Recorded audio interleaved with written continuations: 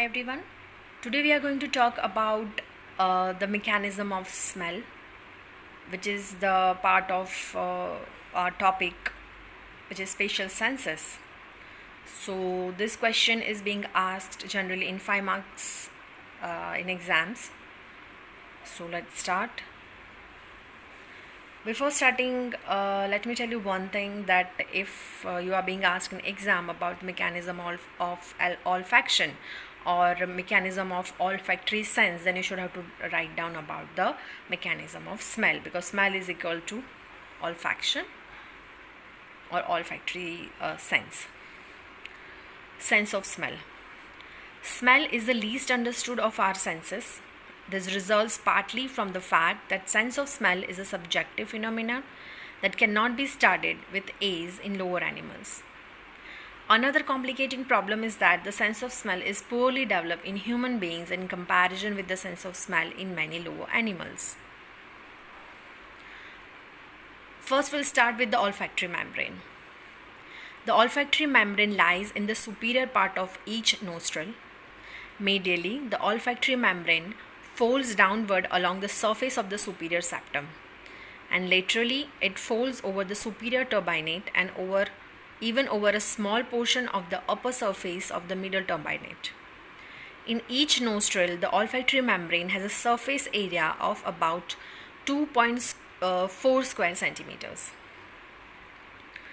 Now let's see about the olfactory cells. The receptor cells for the smell sensations are the olfactory cells, which are actually bipolar nerve cells derived originally from the central nervous system itself. There are about 100 million of these cells in the olfactory epithelium, interspreads among sustenancular cells. The mucosal end of the olfactory cell form a knob from which 4 to 25 olfactory hair, which is also called the olfactory cilia, measuring 0.3 micrometer in diameter and up to 200 micrometers in length, project into the mucus that coats the inner surface of the nasal cavity. This projecting olfactory cilia from a dense mat in the mucus, and it is this cilia that react to odors in the air and stimulate the olfactory cells. Spaced among the olfactory cell in the olfactory membrane are many small Bowman's glands that secrete mucus onto the surface of the olfactory membrane. In this figure, you can see this is the olfactory tract, this is the olfactory bulb, this is a Bowman gland, this is a mucus layer, olfactory cilia, these are the olfactory cells, and these are the sustenancular cells. This is a glomerulus and this is a mitral cell.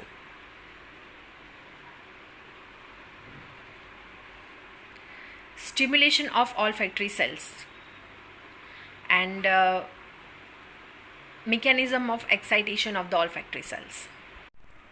The portion of each olfactory cell that responds to olfactory chemical stimuli is the olfactory cilia.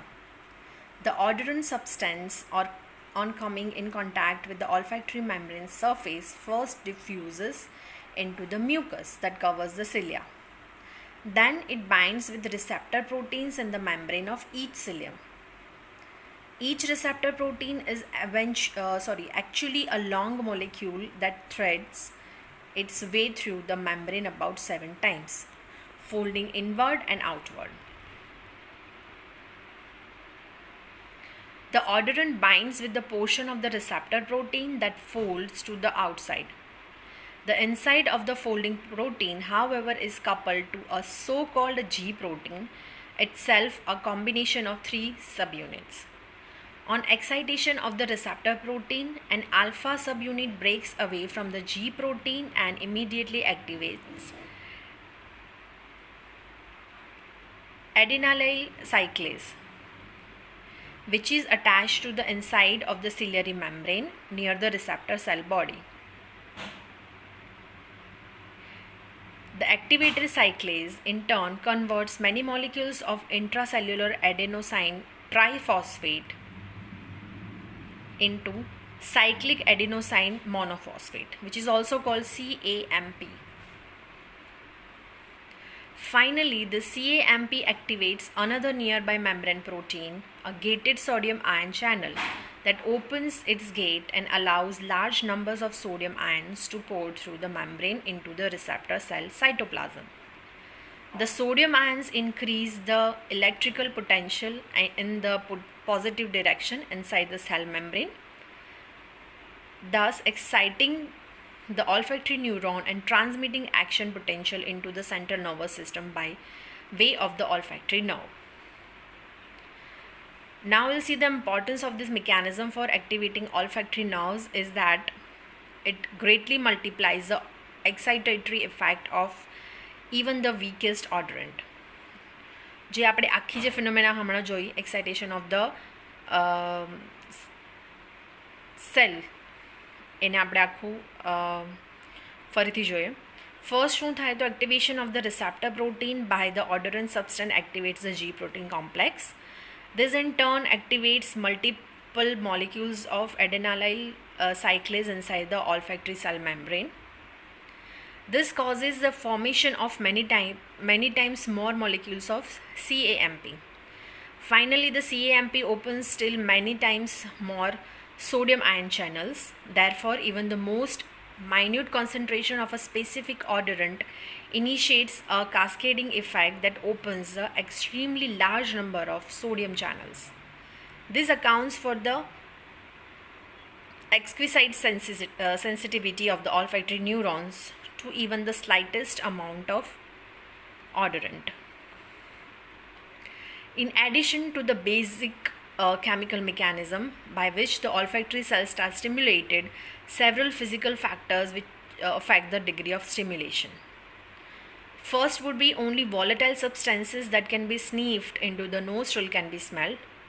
Second, the stimulating substance must be at least slightly water soluble so that it can pass through the mucus to reach the olfactory cilia. Third, it is helpful for the substances to be at least slightly lipid soluble because lipid constituents of the cilium itself are a weak barrier to non-lipid soluble odorant. Now let's see the transmission of smell signals into the central nervous system. The olfactory portion of the brain were among the first brain structures developed in primitive animals, and much of the remainder of the brain developed around these olfactory beginnings. In fact, part of the brain that originally subserved olfaction later evolved into the basal brain structures that control emotions and other aspects of human behavior. And this is the system we call the limbic system.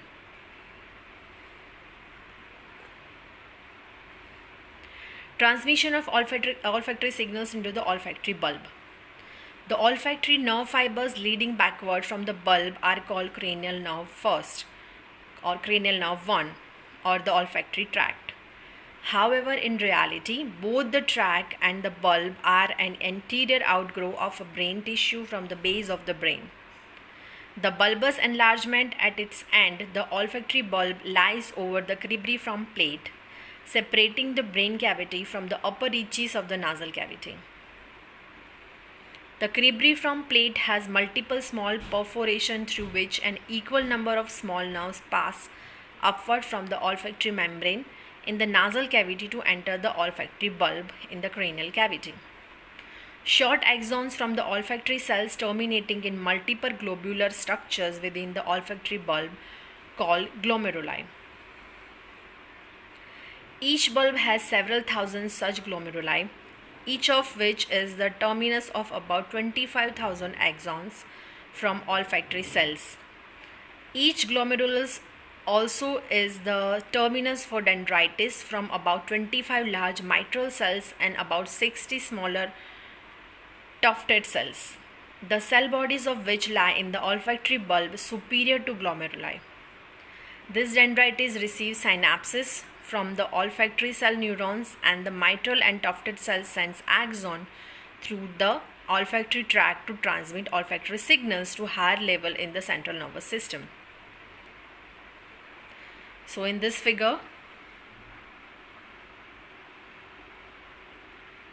we can see the olfactory nerve. This is a bulb which is called olfactory bulb, mitral cell, olfactory tract,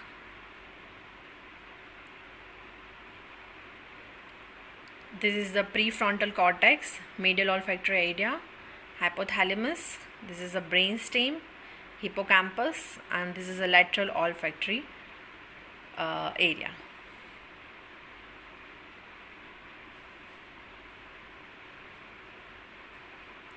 So this was it about the mechanism of smell. Again, this question is being asked in exam as a 5 marks question, and if you are having any query, let me know. Thank you.